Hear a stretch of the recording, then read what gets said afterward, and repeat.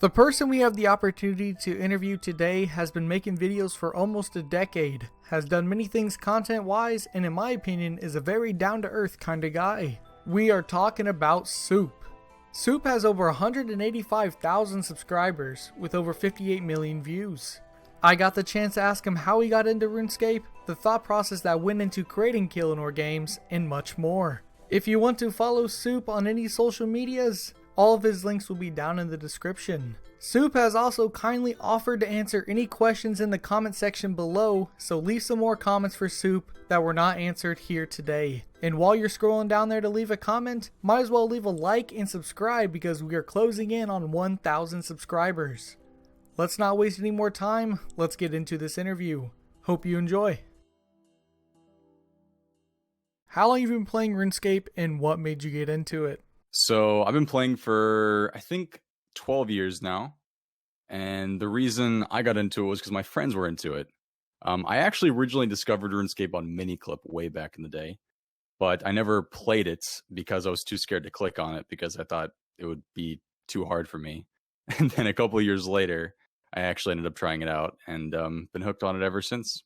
So you're playing for 12 years. What made you start creating content? As soon as I started playing, I knew I wanted to make videos. I just didn't have a computer that could pretty much handle recording, editing, and uploading videos back in the late 2000s. But then 2010, I convinced my parents to get me a laptop. And after that, I've literally been making videos every single year since 2010. And the reason I wanted to make videos was because I always liked the whole analytics side of YouTube. So I liked that you could upload a video and then you could instantly see feedback of how many views you have, who's watching and stuff like that. And I always kind of wanted to build an audience, and I thought that would be really cool to grow on YouTube. And of course, I watched a lot of the OG YouTubers back in the day, Nightmare RH and a lot of Chris Archie back in the early 2010s and late 2000s. So it was cool to watch it. And yeah, now here we are. Creating content for 10 years or doing anything for 10 years is a long time. Why have you stuck with content creation for so long? Yeah, it is a long time and it makes me feel old, but I'm happy I'm still doing it. And the reason I kept going with it was just simply because I really enjoy it. I do really like the creative process of YouTube, and what I've liked about it is that it's evolved over the years. You know, the early 2010s was more of just copy and paste RuneScape clips in a video, or progress videos or typical stuff like that. But nowadays, I mean, you see the content people are coming out with is phenomenal. And me personally, I like to try to evolve with everything and try to keep my audience happy and try to grow the audience as well. So I just find it fascinating, and the audience for RuneScape has just continued to grow somehow. The game never dies, and I think the two go hand in hand. Content creation and the game not dying is really good, and I'm happy I'm still a part of it. What is your favorite part about creating/releasing a video? Good question. The hardest thing is, first of all, coming up with the idea, and then once I come up with the idea, I think it's more of just the whole process of getting the footage for it and the video coming out how you kind of envisioned it to come out when you first started editing. That to me is the most enjoyable process, when you release the video to your audience and the audience is like, this is actually really good. This is, something I was hoping that would come out from you. But sometimes it's hit or miss. You never know. And that's why I continue to become addicted to it, because you want to come out with that next video that people are potentially going to really like and hopefully go viral in a sense. So I think that's what keeps a lot of people around as well. I know there's a lot of small creators that watch my channel and probably yours as well. What advice would you give to new and aspiring content creators? Yeah, so this question gets asked a lot, and I think the biggest thing you can do to grow an audience is just to stay consistent. Weekly uploads, for example, are something I always recommend, and coming up with a unique series for your channel that nobody else is doing. That being said, it's really hard these days to come up with something really unique on Old School because it seems like everything's been done. But every year, somebody still comes up with something that's unique, and there's a lot of possibilities out there for people to grow. So consistency And I really think these days it's incredibly important to just have a decent setup with you. People will continue to watch your videos if you edit them well, if you have a good microphone, if you, um, produce something that people want to come back to watch. So it seems a lot at first, but I really think if you are looking to grow, then having a good setup, staying consistent, and being creative are the three biggest things. So the most viewed video on your channel is your bot dumping flipping video with over 1 million views. Why do you think this reached a lot of people? I think it's kind of a funny story behind that is I had never expected that. I did that video in like 2 days and I never expected it to do well. But I think the biggest thing when you upload a video isn't necessarily the content itself. Sometimes it's getting people to click on the video. And the thumbnail, I think, of that video was the biggest thing, was because it has a nice like overlay. It's got the Grand Exchange offers as the picture and they're all like green. So it shows all the offers went through and everything. And if you have I'm not going to say a clickbaity title, but if you have an appealing title, then people are going to click on it. And it just happened to work out. So I think that video is like almost 4 years old now as well. So it's cool to see a RuneScape video with 1 million views, though, I have to say. Have you been nominated or win any awards such as the Golden Gnome? If so, what were the categories? So I got nominated for Best Video Maker 3 years ago. And then this year I got nominated for Best Video for my first Gielinor Games video, and then Best Creator as well.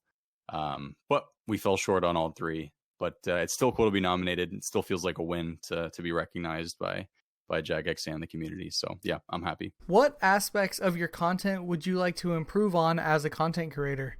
Good question. I haven't really thought about that myself. Aspects wise, I think it's always important to kind of be a little bit uncomfortable with what you're doing. Try to get out of your comfort zone with editing and ideas, because you never know if something's going to be a hit idea or a miss idea if you don't come out with it. So I would say that's probably the biggest thing is just trying to stay fresh with my ideas, constantly improve my editing, and still stay engaged with my community. The biggest project you have definitely worked on and put out on YouTube, I would say, is definitely Gielinor Games. Talk us through your thought process on coming up with that concept. So I'm a big fan of a show on MTV called The Challenge. It's a show that's been going for 20 years.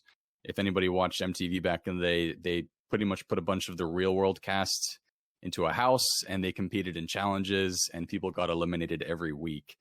And I've been watching it for a long time. And I kind of recently last year was like, wouldn't it be cool to have RuneScape content creators, be a part of a series where there's challenges and eliminations, because it kind of works really well. And I had recently watched one of the challenge shows on MTV where it was a Team UK versus Team NA. And that was the concept I decided to go with for the first season of Gielinor Games, was a Team Europe versus Team North America. And that's where I based it off of. And I kind of just wanted to go a bit crazy with the whole reality show aspect for a RuneScape series. I wasn't sure if it's something people would like, but it ended up being something people really enjoyed and something I would love to continue doing for as long as I can, because it's really fun to do. It was the most stressed I've ever been in terms of editing and releasing and reaching out to sponsors and all this stuff. But I think that's what it honestly takes these days if you want to continue to grow your audience and keep people happy, is to think out of the box. And I'm happy I was able to do it.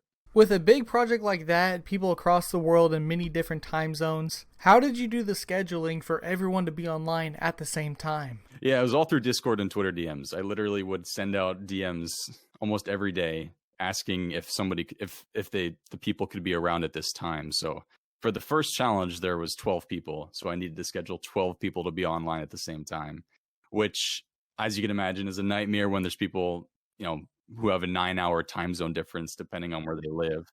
So that was tough, but I think it was completely worth it, because having people just do their own challenge and then sending it to me isn't as exciting for the people to watch when everybody's in a call at the same time and everybody's online at the same time, and you can hear their genuine reactions to everything. But as time went on, it got a bit easier because as people got eliminated, there's less people to schedule to be online and everything. But yeah, that was definitely the hardest part was the scheduling, I think. When do you say season 2 of Gielinor Games could come out? I wish I could do it next week, but the for the second season, I really would like to make it even better, of course. So I'm going to take a lot more time to plan everything out and invite people on for the next season. I'd love to have more people on, but as I just talked about, scheduling wise, that could be a nightmare. But I'd love to do it with more people. And I'm definitely going to start editing earlier this time because before I did every 2 weeks, I would upload an episode. This time I'd love to do a weekly release. So my goal is to edit most of the episodes beforehand. That way I'm able to do weekly releases and everything. But I've got a lot to plan out. I've got to plan out all new challenges and plan out, what the entire season is going to be based around. Is it going to be another team season, a solo season? We'll see. But I think people will be happy with whatever comes out because I got some good plans. So I'm hoping early next fall is when the season will come out. But if everything goes to plan, maybe even earlier. So we'll see. Was there something in your content creation career that you regret doing, such as a certain type of videos or a series? Anything along those lines? Regrets? Good question. There's definitely a couple of regrets that people would think I would have. I am known for my lovely quest guides that I made back in the day. 2013. In the first few months, I released like 80 quest guides for the game. And over time, they didn't age well because the game has been around for so long, so many new items in the game now that my quest guides aren't very usable anymore. But I have no regrets with the quest guides because they're really what got my channel to grow at first, which I am never going to be mad about. So I'm very happy they're out there. And I think it's really important to just kind of roll with a meme. If a meme is made about you, just roll with it. Don't be mad at it because it's only going to, be worse for you. So I kind of just roll with the quest guide meme, and I'm really happy I made it these days. I made all the quest guides, I should say, these days.